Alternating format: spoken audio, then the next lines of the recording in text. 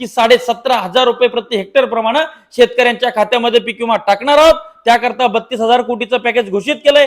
कुठे गेलं पॅकेज? 1 रुपयात पीक विमा योजना बंद पाडली आहे हरामखोरांनी। देवेंद्र फडणवीस नावाचा मुख्यमंत्री हा शेतकरी द्रोही आहे। सगळे ट्रिगर काढण्याचं पाप हे देवेंद्र फडणवीसांनी केलेलं आहे।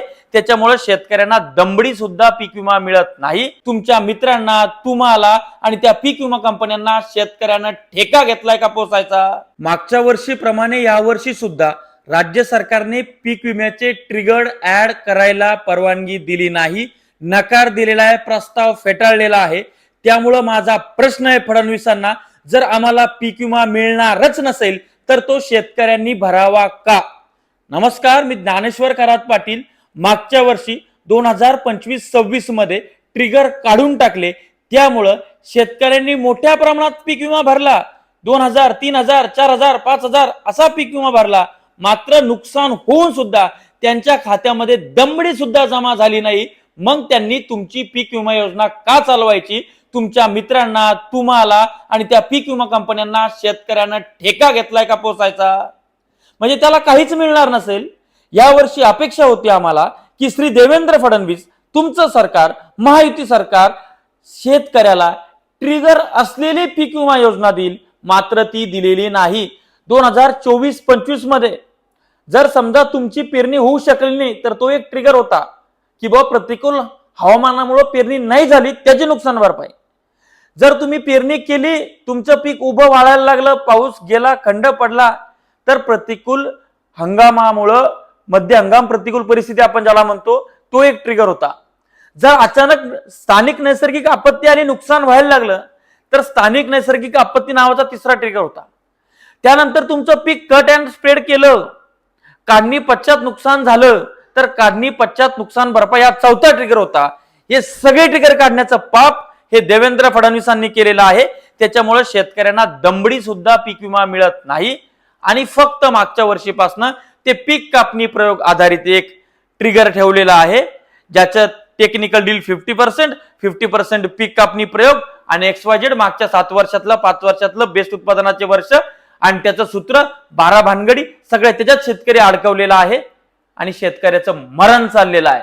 हे महायुती सरकार, हा देवेंद्र फडणवीस नावाचा मुख्यमंत्री हा शेतकरी द्रोही आहे, हे शेतकरी विरोधी आहे। यांचा निषेध करा। यांना सत्तेवर राहण्याचा अधिकार नाही, कारण की हे शेतकऱ्यांचं रक्त पितायत, शेतकऱ्यांना देशोधडीला लावतायत। हा देश शेतकऱ्यांचा आहे आणि त्याचा पीक विम्याचा आधार त्याला मिळणं गरजेचं आहे। यावर्षी ह्याच मुख्यमंत्री आणि यांचाच हवामान विभाग सांगतोय की यावर्षी एल निनो असणार आहे, यावर्षी पाऊसमान कमी असणार आहे। अशा याच्यामध्ये जर का मध्येच पावसानं उघडीप दिली, पीक पाणी आलं नाही, तर त्याला स्थानिक नैसर्गिक आपत्ती किंवा मध्य हंगाम प्रतिकूल परिस्थिती किंवा प्रतिकूल हवामानामुळे पेरणी न होणं हे ट्रिगर जर असते, 2 पैसे शेतकऱ्याला मिळाले असते। मात्र आताच्या तुमच्या पीक विम्याच्या माध्यमातून दमडी सुद्धा शेतकऱ्याला मिळाली नाही। हेच फडणवीस, अजित पवार आणि एकनाथ शिंदे, दुर्दैवाने अजितदादा आपल्यात नाहीयेत, पण हे एकनाथ शिंदे फडणवीस हे पत्रकार परिषद घेऊन म्हणाले होते की 17,500 रुपये प्रति हेक्टर प्रमाणे शेतकऱ्यांच्या खात्यामध्ये पीक विमा टाकणार आहोत। त्याकरता 32,000 कोटीचं पॅकेज घोषित केलंय।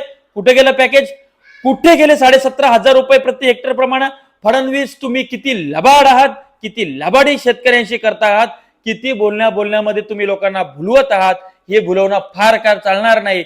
बच्चू कडू, तुम्ही आज सत्तेत सहभागी झालेला आहात, किमान त्या तिकडे जाऊन तुम्ही आमदार झाला आहात। तुमच्या एकनाथ शिंदेना सांगा, तुमच्या मुख्यमंत्र्यांना सांगा की आता पीक विम्याची जी योजना आहे त्याच्यामध्ये ट्रिगर समाविष्ट करा, अन्यथा बळीराजा संपल्याशिवाय राहणार नाही। राज्याचे कृषी मंत्री दत्ता भरणे यांचा हा विषय लक्षात आला। त्यांनी पहिले 2 ट्रिगर ठेवावे असा प्रस्ताव राज्याच्या सचिवांकडे पाठवला। पहिले 2 ट्रिगर कुठले? एक म्हणजे प्रतिकूल हवामानामुळे पेरणी न होणं, दुसरं म्हणजे मध्य हंगाम प्रतिकूल परिस्थिती। हे 2 ट्रिगर आपण ठेवले पाहिजेत। या संदर्भात त्यांनी प्रस्ताव पाठवला। तो प्रस्ताव राज्याच्या सचिवांना अर्थात राज्य सरकारनं फेटाळलेला आहे। कृषी मंत्री फक्त भावला आहे का यांच्या बाई? हा सुद्धा प्रश्न निर्माण होतो आहे। ही व्यवस्था चालली कुठं आहे? या राज्यावर 11 लाख कोटीचा कर्जाचा डोंगर झालाय।